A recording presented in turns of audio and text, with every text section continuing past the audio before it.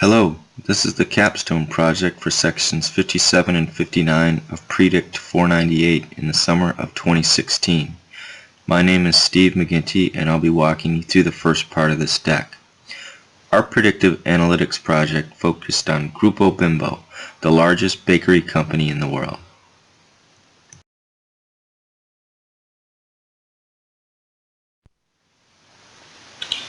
Our team, Team Yangtze, was comprised of Michael Dietz, Walter Dosch, John Young, and myself, Steve McGinty.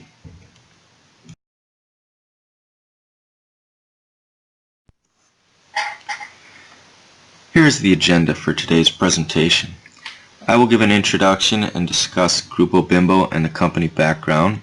Michael will then explain our structural hypothesis and the issues confronting the company and explain some of the unique challenges we encountered over the past 8 weeks, as well as introduce our dashboard and application that we built as a solution.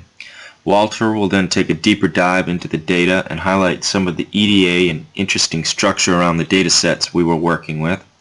John will explain the various modeling techniques and analytics that we used to arrive at our conclusions, and then we'll wrap up and conclude.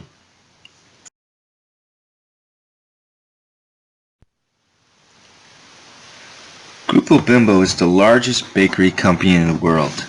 It is a multinational corporation headquartered in Mexico City, and it was founded in 1945. Revenues topped $14 billion in 2014, and it has a substantial presence in the U.S. where it operates well-known names such as Sara Lee, Entenmann's, and Thomas's English Muffins.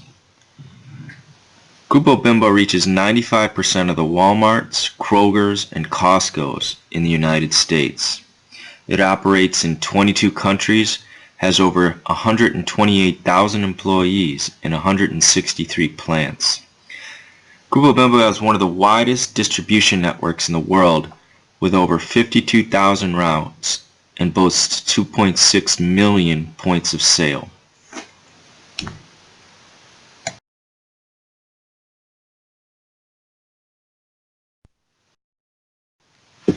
Our capstone project originated as a Kaggle competition. It started on Wednesday, June 8th, 2016, and officially ends on Tuesday, August 30th, 2016. Currently, there are over 1,700 teams competing, and the idea of the competition focuses on forecasting demand for 1 million stores along 45,000 routes in Mexico for Grupo Bimbo. Today, inventory calculations for Grupo Bimbo are based on the intuition of the direct delivery sales employees. They must single-handedly predict the forces of supply, demand, and hunger based on their personal experiences with each store. Since baked goods are extremely perishable, many having just 1 week shelf life, there is plenty of incentive to improve the accuracy of demand prediction. The contest challenge is to develop a model based on historical sales data that will accurately forecast inventory demand. Improved data-driven forecasting can have wide-ranging effects, and it can help improve all of the areas listed on the right of this slide, including procurement, production, processing, distribution, retail, and ultimately customer interactions.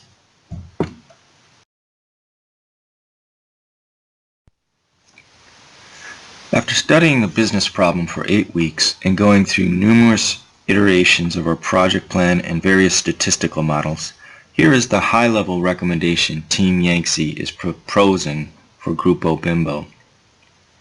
We'd like to help change the company's current intuition-based decision-making habits into a more data-driven process. Whereas currently, delivery employees project demand in an individualized vacuum, we would like them to adopt a dashboard with demand projections derived from historical sales data. Today, sales routes, stores, delivery points, etc. are operating in a decentralized way. There is no mechanism that enables the recognition of demand patterns or the effects that a hierarchical structure may have on demand prediction. Our goal is to bring mission-critical data to the people that need it most, the frontline operators and delivery employees. By incorporating real-time, data-driven demand forecasts, along with trends and maps in an easily consumable format, Grupo Bimbo will better align supply with demand. This will provide a continuous circle of improvement. As demand forecasts become more accurate, supply will be adjusted. The cycle can then repeat over and over again. I'd now like to turn it over to my teammate Michael Dietz, who will walk through our structural hypothesis of Grupo Bimbo's business issues and explain how we arrived at this recommendation. Now that we have learned more about our team structure, the overall case we're working on within Grupo Bimbo, and a little bit of background regarding what Grupo Bimbo does in terms of delivering a very diverse network of products to a wide-ranging customer base throughout Mexico and the world, we'll proceed into the structural hypothesis, which really helps tailor a more focused approach into how we'll look at the data set and building a model to help Grupo Bimbo and how they effectively distribute their product for their customers and for their business needs. Grupo Bimbo has reached out through the Kaggle competition in order to improve their business results. Clearly, Grupo Bimbo sees an opportunity to utilize their immense data stream to provide more optimization for their business needs, but ultimately to help impact their end consumers. Through the circle of wholesale distribution and ultimately reaching the end state customer, developing a structural hypothesis will help focus our mission in addressing all constituents. While this competition specifically is requesting a predicted demand for a particular week's transaction, the hierarchy for the strategic question must be examined to help inform modeling methodology, sampling training sets, or other business challenges that may be useful to Grupo Bimbo. After studying the initial logic tree, there are several strategic themes and possible strategic measures that emerge from the prediction of adjusted sales demand called for by the Kaggle competition. These measures range from KPIs that can help lower operational expenses, such as quality, fuel costs, and timeliness. Additionally, more strategic measures that can help Grupo Bimbo increase market share, which can include product price being too high or low. Multivariate testing could be performed on different regions regarding price, product, and ultimately testing how customers interact and react with the multivariate testing. Customer satisfaction can ultimately be improved through more timely delivery, the ability to have the right product on the shelf in the right quantity, and of course it being the freshest, which is ultimately very important to the bakery industry. There can be upsell and cross-sell opportunities, and ultimately trying to drive the overall equilibrium, which is probably not in place in its current form. Specifically looking at the slide, we are trying to get to the adjusted sales demand, and we have identified three core pillars that will ultimately have real, tangible, end-state business impact. As you can see, the need to have sufficient product on shelf is of the utmost priority and clearly a very important part of what Grupo Bimbo is trying to fix by having us all work on the Kaggle competition. They're trying to maximize sales for each location. They're trying to evaluate whether or not there are popular or seasonal products which are either being placed effectively or ineffectively in the current form, and understanding whether or not these products can be bought together and if there's any trends from a basket perspective that is not being optimized currently. This pillar really addresses customer satisfaction, and ultimately if there are upsell or cross-sell opportunities. Those two core pillars have big time impacts on how Grupo Bimpo is perceived as a business and the impact it can have on their bottom line.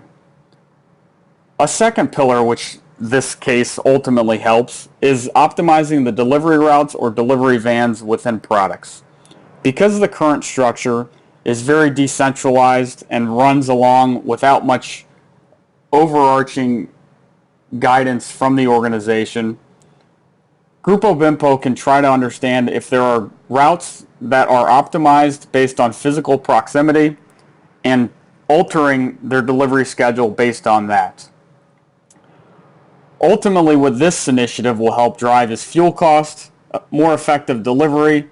This can also translate back into the customer satisfaction piece, but does represent a real pillar from a cost-saving standpoint and ultimately a much deeper optimization within their delivery scope. The third pillar we'll concentrate on is minimizing returns or waste at a particular location. Based on the current methodology of how the business runs, there are real issues in terms of the waste and returns that take place because things operate so independent of the supply and demand relationship for customers. So understanding a little bit more about this can influence the product price, where you will no longer need to reduce price for distressed inventory, which ultimately also has an impact on the second, low quality ratio, and really does drive a timeliness factor in not being able to effectively address customer needs. So the end state goal of our structural hypothesis will really help focus our mission to address not only improved business efficiencies for Grupo Bimpo, but ultimately have real meaningful and tangible impacts on how Grupo Bimpo goes to market and is perceived for their customers, and hopefully driving more loyalty along the way. It's important to first consider who's going to be using this dashboard. And the three personas we've selected for use with for this information and this projection, one being the logistics analysts, two being the supply and demand analysts who actually work with the manufacturers of Grupo Bimbo's production facilities, as well as the account executives who work with the clients on a regular basis to fulfill their orders. So what are the key metrics tracked? Well, it's the adjusted demand overall. But the important thing within these dashboards is being able to filter by the important information pertinent to these different roles. In the next few slides, I'll briefly introduce each view and then give you a walkthrough. For our first persona with the account executives, we're going to look at the account view. That once again, the key metric is the adjusted demand. But the key filter in this case is the account executives can select down to the individual assigned accounts that they have. Look at the historical information as well as the projection. And in this case, they can glean a few key insights. Now look at what potential upsells are available. What is the adjusted demand trending? What is it looking like? Is it in line with what the customer is actually asking for? Are there any pricing adjustments necessary that might help some failing products or failing brands? In this demonstration of the adjusted demand dashboard, I'm going to play the role of one of Grupo Bimbo's account executives that works with the clients on fulfilling their weekly orders. And in this case, I am responsible for store 1112, 1118, 1130, as well as this week I've got 1152 and 1126. What you can notice within that, these are all of the historical products that have been sold at these locations within the last few weeks. Weeks 8 and 9 are historical here, and where products have been sold, you'll see that they'll actually pop up. And where we can provide a projection based off of that historical information, you'll see weeks 10 and 11. From the account executive view, I can then take this information and compare it to individual client orders that are upcoming for the next few weeks. The account executive can flag any orders that seem off in a material way based off of the projection, as well as look at what are the different brands being sold within this customer base. Are there any upsell opportunities or combinations that we could offer to these clients? As well as what brands are really not performing within this area. Is it even worth getting some of these products out to these stores if there's overall low demand while high transportation costs? The next persona we're going to consider with this dashboard are the brand supply analysts, who once again are interested in the overall demand, but are much more interested at a macro level from the product type and brand level. And really, what insights are they looking for? Once again, the trending of the suggested demand, but is the requested amount in line with the supply? These are the folks that are working with the operational facilities for producing these products. They want an understanding of whether what they're planning and putting into the overall market aligns with historical demand as well as our projection. In this supply side analyst dashboard, individual analysts can filter down to their specific brand and understand between the historical weeks 8 and 9 versus the projected weeks 10 and 11, what are the different patterns or trends within the different brand categories. In addition to that, analysts can look down at the different weeks, understanding the historical demand for specific products versus the projected demand for different products.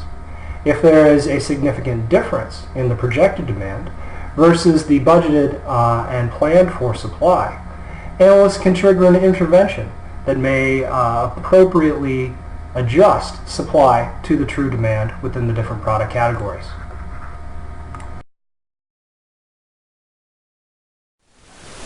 The final dashboard is more of a location-based view, looking at the same adjusted demand across all of geographies, trying to understand a few things. What are some of the insights gained with this? Do routes and deliveries need to change from week to week?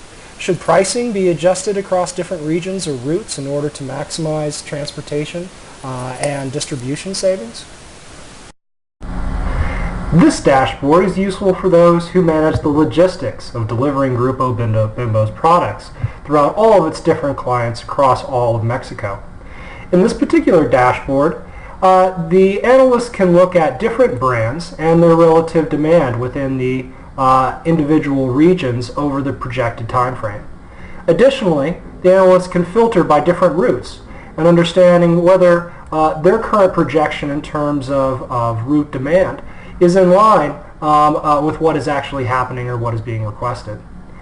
In addition to that, because locations and geographies can determine so much in terms of the overall production and supply of the many, many brands that Grupo Bimbo owns, understanding at the state level can also be very important. So understanding the different demand within these different brands within the states can help inform different type of logistical decisions, possibly improving overall transportation efficiency while minimizing transportation costs.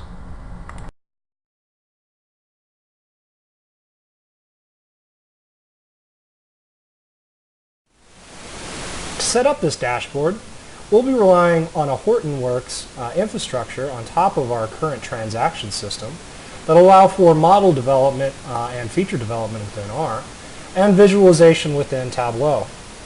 Overall, this will provide the stakeholders with a dashboard that can be updated within the limits of our transaction system and this Hortonworks layer. Now that we have actioned our structural hypothesis through the incorporation of a very dynamic dashboard, the next section of our presentation will focus on an exploratory data analysis and data structure, learning a little bit more about the granularity of our data set and the variables we have to work with. We learned very early on in our exploratory data analysis that this data set will impose some real challenges for us as we analyzed Grupo Bimbo. Specifically, the size of the data set is immense. We had over 74 million rows of data to dissect. This imposed some bandwidth restrictions on our computers and specifically allowed large lag times from the time we set off our modeling and remodeling efforts to the time we got the results back on those models. We had to use a set seat approach and only analyze a subset of the data through R, which was our main business intelligence tool. Another core issue was that there was only 9 weeks of transactional data included in our data set. When we're looking at time series data and over the course of a little more than 2 months, you lose a lot of variables, including seasonality and general trending, which fails to address a true historical picture. Third, the unit sale by product, by client, level, by week data structure, which we will discuss on the next slide, limited our ability to look at external factors which were not included in the data set. These factors can have real and tangible impacts on how the data comes through, which we simply did not have visibility into, which can ultimately affect our model. Grupo BIMPO's variable and hierarchy data structure is incredibly important to understand as we proceed in our modeling efforts. Specifically on the left, you can see the data variables that we have at our disposal to analyze. These cover a wide range of different aspects of the Grupo BIMPO's internal and external constituents. You can see that there's sales agent IDs, client IDs, specific routes that their products travel on. You can also identify the product. And most importantly, the numeric variables, which you can see in the 5 at the bottom, focus on the sales units, the actual sales monetary value, and also the returns, which ultimately impact the adjusted demand, which is our core variable we are trying to learn more about and ultimately predict. The data hierarchy, as you can see in the middle, is also very important to understand. We can see that the training data goes throughout weeks 3 through 9, which ultimately carries down into a channel, into a depot, into a route, into a client ID, and ultimately down to the product level. On the right, we have a situational example of the case of how we're trying to predict demand for products and the different variables below that can influence how that demand ultimately comes in. One of the most important steps in the exploratory data analysis phase is based on the data's integrity. Without data integrity, we cannot move forward with even the EDA portion of the project, let alone the modeling aspect. For the purpose of the Grupo BIMPO case, we deployed a best-in-class approach using a 10-step process to evaluate the data's quality. Without getting into the fine details of each step, I will notate a few. We evaluated the top 10 and bottom 10 records to ensure that as the dataset compiled, it was compiled in a logical fashion throughout the entire dataset.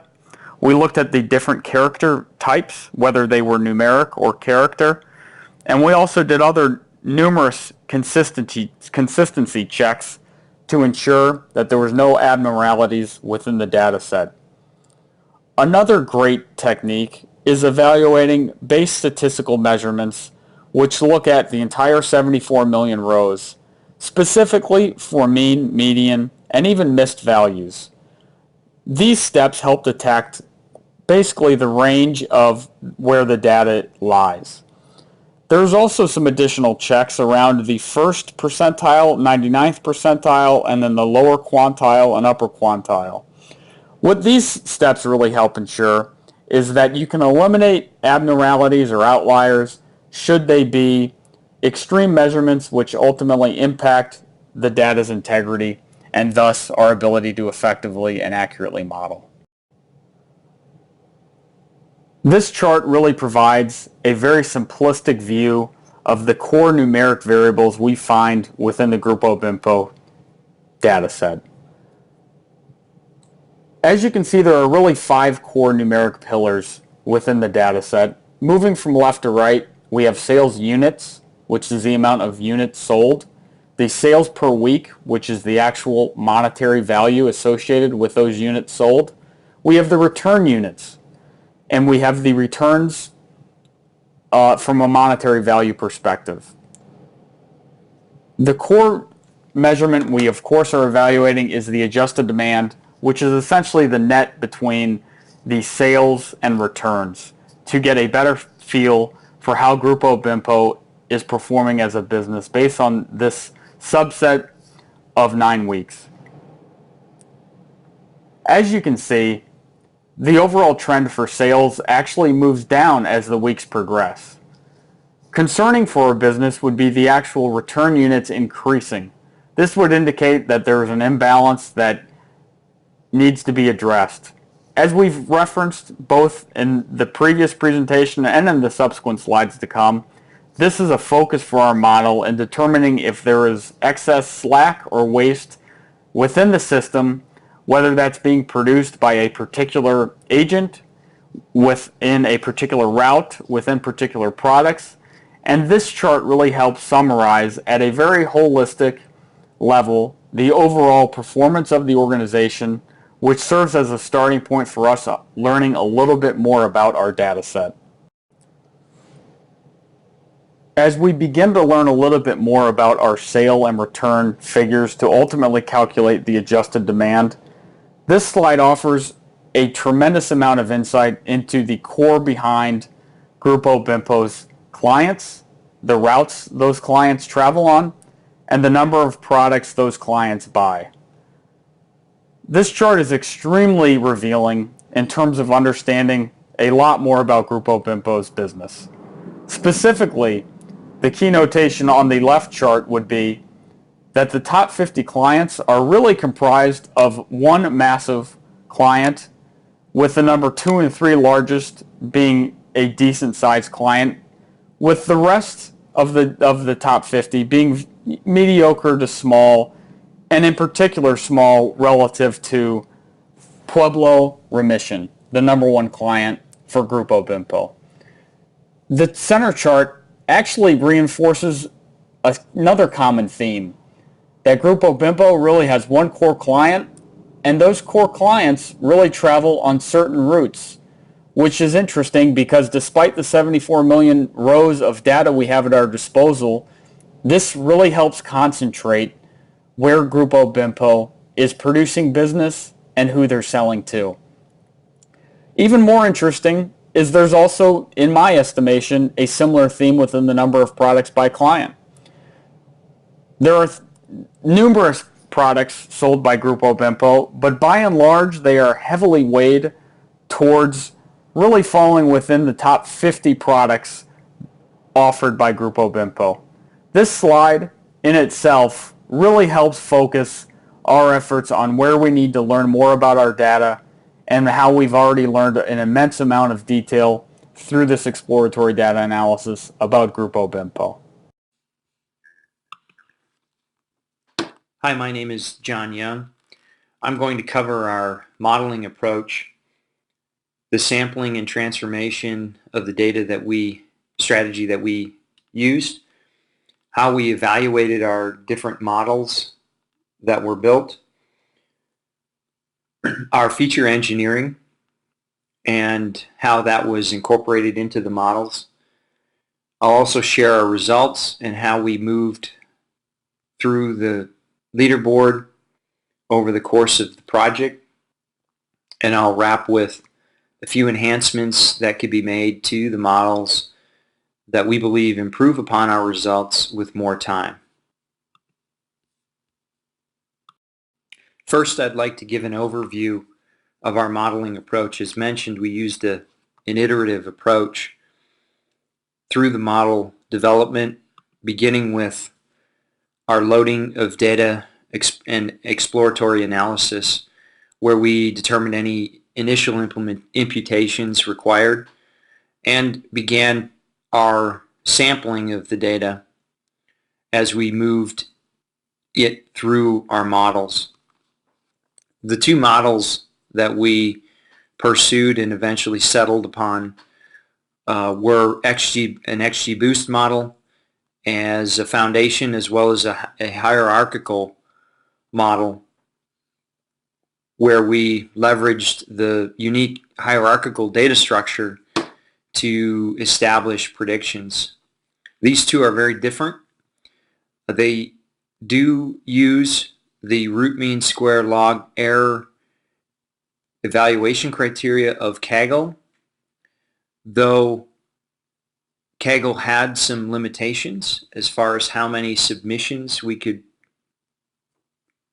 provide each day. Due to those limitations, we needed to establish our own evaluation method for each of these models. Both models required tuning to a degree. In XGBoost, there are a number of parameters that required tuning. And in our hierarchical model, the specific hierarchies of the different groupings, product, client, and agency and route groupings, produced different outcomes. And we iterated through and experimented with those as well. Lastly, we looked at feature engineering and layered in ensembling of the two models prior to any submissions to Kaggle. As you can see, the iterations for loading, model building, evaluating, feature engineering, and submissions were concurrent and throughout the course of our project. Next, I want to talk about sampling and transformation of data at a high level, and more specifically, our sampling. Because of the large data set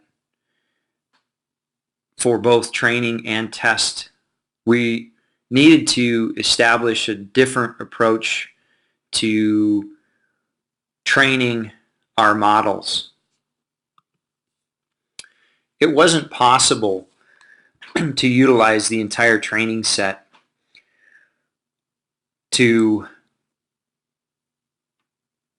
work our models, and as a result, we needed to create a few approaches. Our first was a random sample approach, where we simply took sample sizes of between 1 and 10% to push data through the XGBoost in particular model with a core set of features. This allowed us to build the pipeline of taking data from our training set, running it through our sampling strategy, pushing it into the data, pushing it into the model, and constructing the submission file that could be ingested into Kaggle accurately.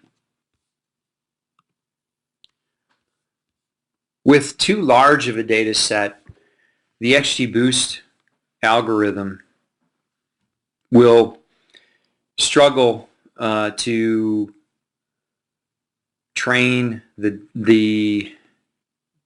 on the data in an efficient time, and because of that, we used selected ranges of the data to move through and train our XGBoost model.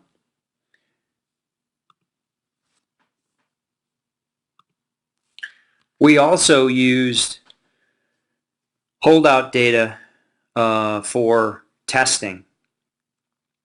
Our last week of data, week 9, was used as a holdout for both the XGBoost testing as well as for the hierarchical testing. This allowed us to iterate through a number of feature additions as well as hierarchy testing in a more iterative fashion than relying on the 3 submissions per day of Kaggle. Holding out weeks 3 through 8 as training data for the hierarchical model was what we relied on to test that particular model. Lastly, we did utilize the full training data set to build the features that were used in the hierarchical model as well as the XGBoost summaries.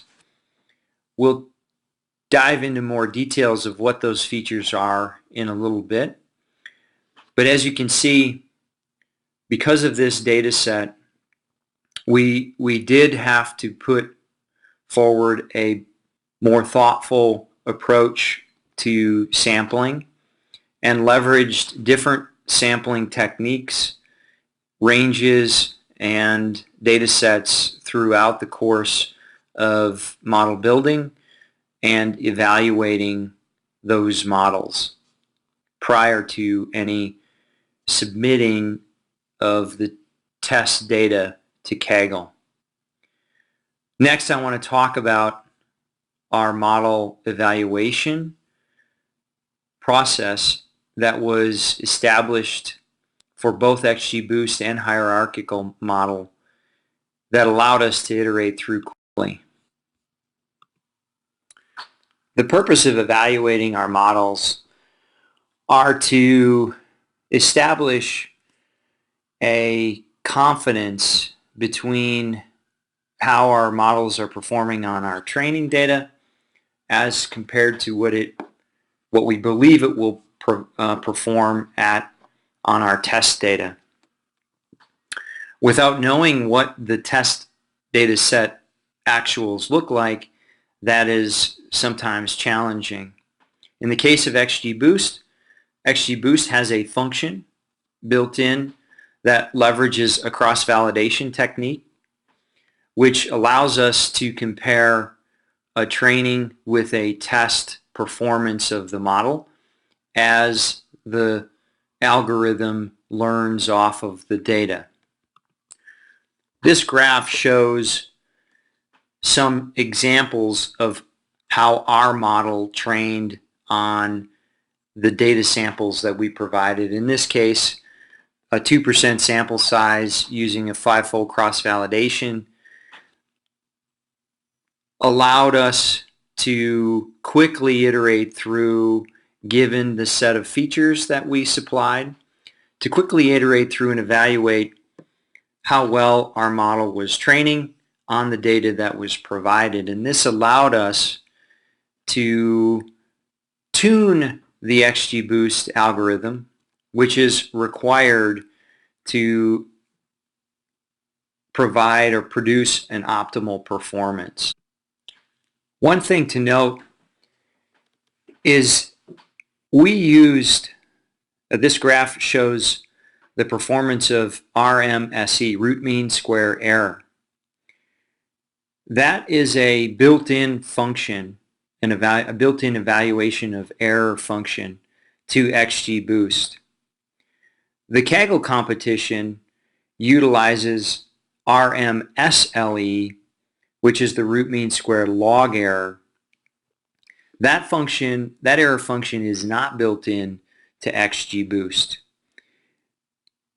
So to determine whether we were performing well as it relates to the Kaggle competition, we needed to determine or find a proxy that was efficient with and provided out of the box by XGBoost. That proved to be the root mean square error using a log transformed target variable. Using RMSE with the log transformed target proved to be a very good proxy for how we performed on Kaggle. Tuning the parameters for XGBoost is an intense process and can take some time. There are a number of hyperparameters of XGBoost to make it perform best, and I won't go through all of them, but I'll touch on a number of them that is described here in this chart, as well as proved to be important differentiators that help the model improve. Our first is the learning rate. As you can see, if you set a learning rate too slow, it will take a long time for XGBoost to arrive at its conclusion and best performance, which costs a lot of time both in your ability to iterate through and test features.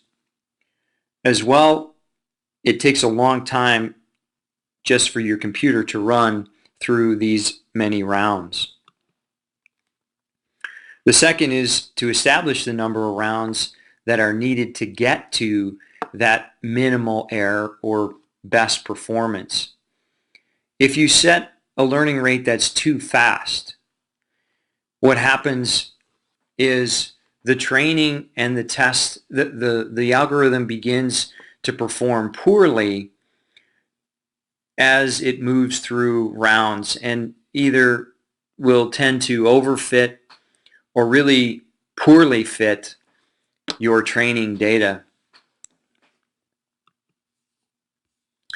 Next, the important parameter to establish is the tree depth, and this helps to keep the training and testing performance close to one another until you get to that minimum error or best performance. Establishing that tree depth to minimize the RMSE, in our case between training and test, was an important last step.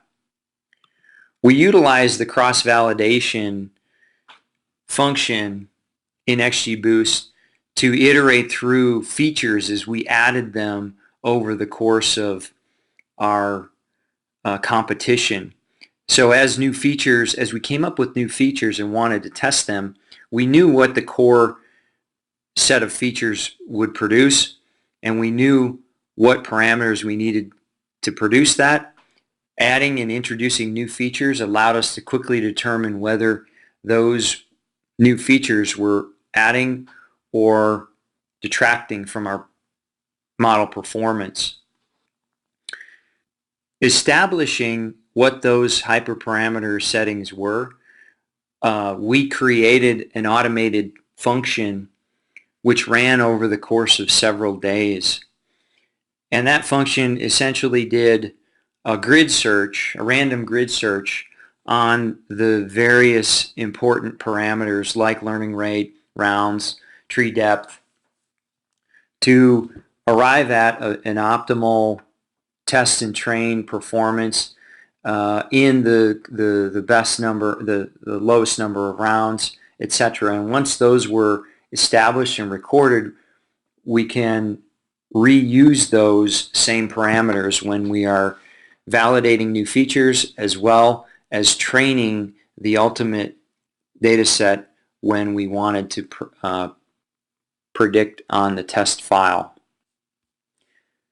Next, I want to talk about what we did for our hierarchical model and how we established an evaluation criteria for that. The hierarchical model is an interesting one in that it's not utilizing a specific algorithm to predict the demand for the subsequent week. Even though this is a time series data, the structure of the data is unique, and the content, how much data we actually have on a given client and a given product is also interesting and unique. And here's a plot of a typical client that I'd like to walk through. With the blue line at the top, you can see the client demand from one week to the next over the course of the 7 training weeks. Now this total is the total client demand over that time period, which can be made up of one or more products in a given week. And because we are trying to predict the product-client pair demand for a given week, we're faced with interesting scenarios within a client's purchase history. For this product, product 5, we can see it was purchased by this client in 3 of the 7 weeks. Week 2, week 4, and week 5. And you can see the amounts of each purchase. When looking and averaging those as an example over those 3 weeks, we get a pretty consistent demand, and and that demand could be used for a prediction of weeks 8, 9, or others in the future if needed. This is a really good scenario and gives us some kind of a time series demand. However, the client totals for a given week may be, as I mentioned, be made up of multiple products or a single product. In week 4, you can see that of the 12 total demand for this client, 4 of those units were from one product and 8 of those were from another product. Those 2 products were not purchased in the same series. You can see how, as we mentioned, product 5 was purchased in 2, 4, and 5, as well as the other product purchased in 4 and 6. So we have a lot of spottiness in terms of when products are purchased and how often they're purchased. In the example of product 8, circled around 21, that product was purchased only once in the 7-week training period, and it's purchased on the last week. So the question is, which, under these scenarios, do we use to predict our new demand? In the case of our hierarchical model, we use training on 6 weeks of the data and then held out our last week to evaluate our hierarchies against an actual demand that we knew. Testing this way did not require us to submit to Kaggle and allowed us to independently test and evaluate different hierarchies for this model itself. Next, I want to cover our features and how we move through that. The given set of features was fairly limited in that we're provided with which week the data, the product was purchased, the product itself, client, the agency or town the client exists in, as well as the route. For our XGBoost model, we utilized gain to determine feature importance, and this was leveraged as we added new features that were customized throughout the course of the project. As you can see, the few features that were given were really not enough in order for us to produce an effective and accurate prediction. That's when we went and moved into a custom set of features where we began to look at product-client pairs and create a set of summary statistics for each of those product-client pairs, given that that was what we were trying to predict. And then we iterated through the models and evaluated whether those features had significance or not. The way we approached the customized features was to look at each product-client pair and calculate its mean, total, and median over the course of each of those weeks. We also extracted the brand of the products and flagged whether these products were purchased in multiple weeks or not. And then pushed these features through our model to determine whether there was any benefit. Ultimately, what we retained were the following set of features. For the XGBoost model, we retained our product-client pairs demand from the previous 1, 2, and 3 weeks using the median calculation. Mean and totals were similar, but median produced the best result. We kept product, route, agency, client, and week, as well as whether the product was purchased in multiple weeks. For our hierarchy, we settled on a product client agency, product route, product agency, client, product, and global mean hierarchy to calculate the estimate for a product's demand if that product appeared in weeks 10 or 11. Next, I want to talk about how we progressed and iterated through the development of the model and what those results led us to in Kaggle.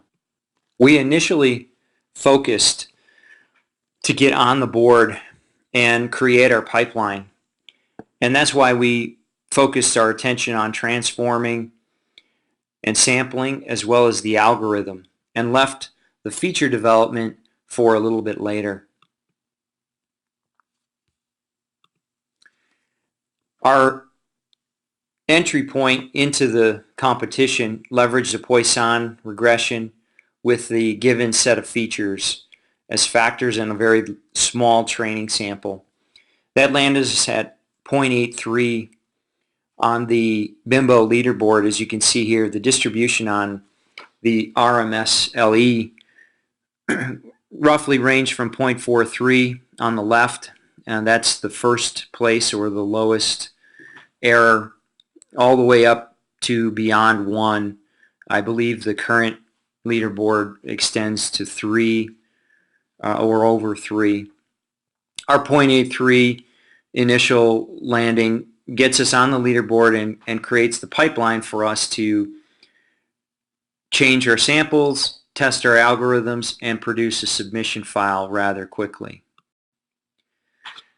Our next iteration was really focused on the boost and hierarchy, switching from a Poisson to a linear regression, and utilizing a technique called one-hot encoding of our features, which allowed us to utilize the different variables that we had in integer form without XGBoost looking at those as categories and relative values.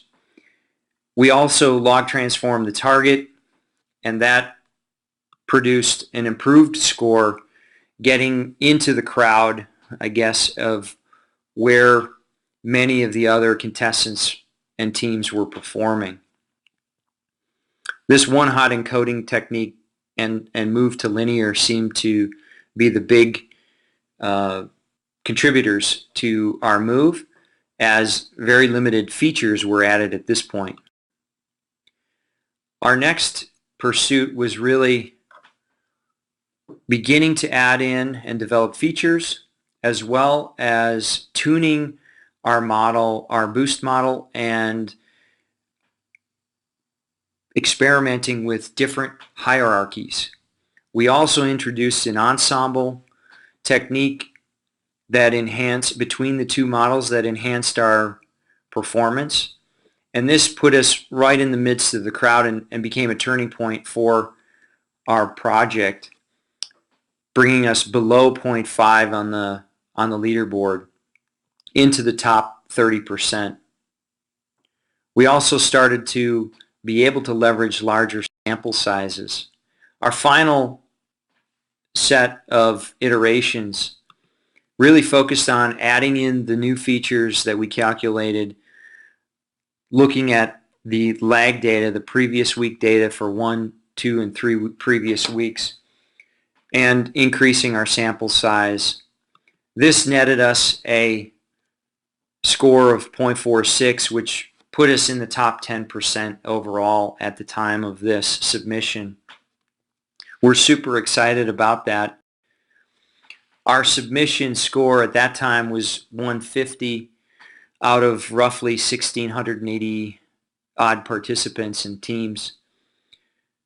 There are a number of things that we can do to improve on our model performance, including holding out weeks 6, 7, 8, 9 in separate XGBoost predictions, ensembling that to produce a prediction for week 10, then utilizing the week 10 prediction as a new feature, a new lag feature for predicting week 11.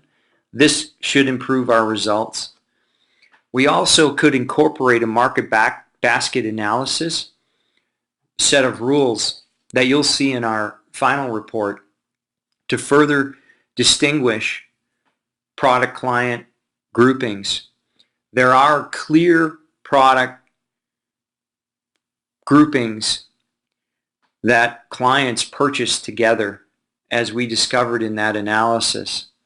This could prove also to be beneficial in moving us up, as well as brainstorming additional features that could distinguish those product client pairs, such as ratios. We're very excited at the result of our model performance. We see a lot of opportunity for development and future enhancements, and we look forward to implementing this model and our other recommendations. Thank you for taking the time to listen to our presentation. Grupo Bimbo has a great opportunity to improve its business practices in regards to adjusted demand. As we've shown, this single KPI, adjusted demand, can have tremendous impact on business operations. Although this project originated as a Kaggle competition to predict a singular variable, we've expanded our view to provide more recommendations to Grupo Bimbo to change business practices with informed analytics. Our dashboard application allows frontline users to make data-driven decisions while that may improve the current practices of intuition-based demand prediction. Additionally, the big data nature of the project certainly was not without its challenges. The unique hierarchical structure of Grupo Bimbo's supply data was an interesting twist to traditional modeling on flat data. Moving forward, there are areas of the model and dashboard that can be enhanced. We mentioned additional features and different time period selections that could help in performance earlier. However, Grupo Bimbo must implement a change management program to get analysts and delivery personnel to use this information. The best prediction in the world does no good if not used.